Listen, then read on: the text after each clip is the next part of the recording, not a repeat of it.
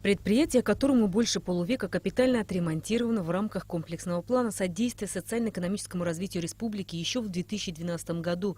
На ремонт и оснащение Сухумского молочного завода современным оборудованием было затрачено 120 миллионов рублей. Однако завод проработал всего 10 месяцев и закрылся, поскольку при его строительстве и ремонте были допущены ошибки технического характера. Исправить эту ошибку и вновь наладить систему работы молокозавода помогали иностранные специалисты, которые разработали технологический план переоснащения и реанимации этого государственного предприятия. По нашей инициативе мы попросили Министерство финансов направить контрольно-ревизионное управление сюда. Ну, не потому, что сейчас мы никому-то не доверяем, потому что это нормальная практика. Сами предприятия, сами органы власти должны инициировать проверку. И была произведена здесь проверка. Буквально вчера я получил акт, который говорит о том, что все в порядке.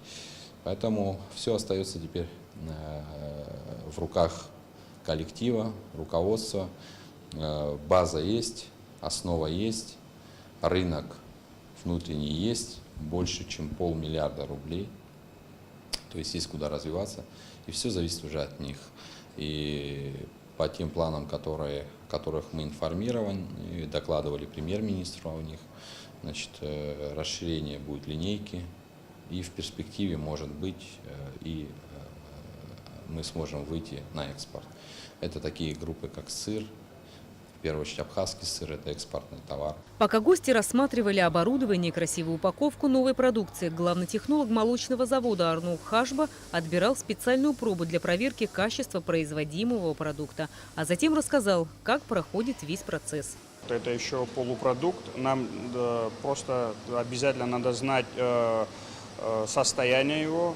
Это мы определяем жирность, мы определяем кислотность, ориентируемся по этим данным и, соответственно, уже понимаем прогноз, какой будет готового продукта.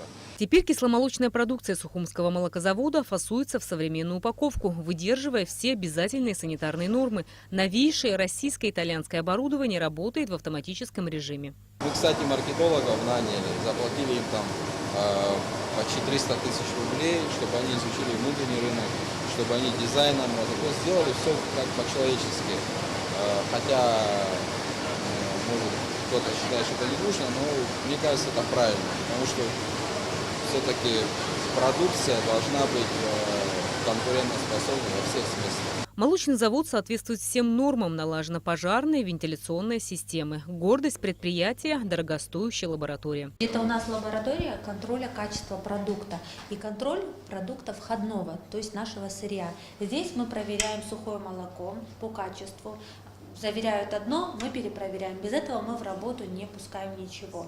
Здесь это аналитические весы. Здесь у нас происходит уже, мы составляем и собираем все наши колбы, химическую посуду и готовим растворы для того, чтобы начинать работу. В лаборатории проводится физико-химический контроль качества, а также микробиологический. Микробиологический у нас отделение... Туда можно? Да, конечно. Только дальше нет. Вот видите, это у нас зона... Стерильная – это предбоксник и боксник. Это там, где мы проверяем продукт на качество, есть ли микробиология или нет. С открытием завода появились и новые рабочие места. Это значит, что 36 семей будут получать достойную заработную плату от 20 до 25 тысяч рублей. Работники цеха – это персонал с техническим образованием высшим. Более того, это люди, которые были обучены зарубежной компанией российской. В настоящий момент у нас сухумский молочный продукт на рынке представлен пока двумя продуктами. Это Максони 4% и сметана 20%. В самое ближайшее время мы представим на рынок 15% сметану, кефир 1%, кефир 3,2%, творог.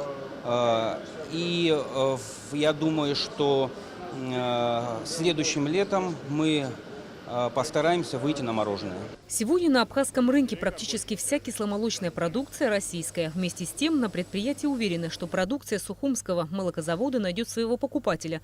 Технологи не стали раскрывать все секреты, но заверили, что главная ставка – высокое качество продукции, доступные цены, широкий ассортимент. В том, что местная продукция уже появилась на полках и пользуется спросом, мы убедились, заехав в ближайший магазин. Рената Шакая, Беслан Джинджоли, Абхазское телевидение.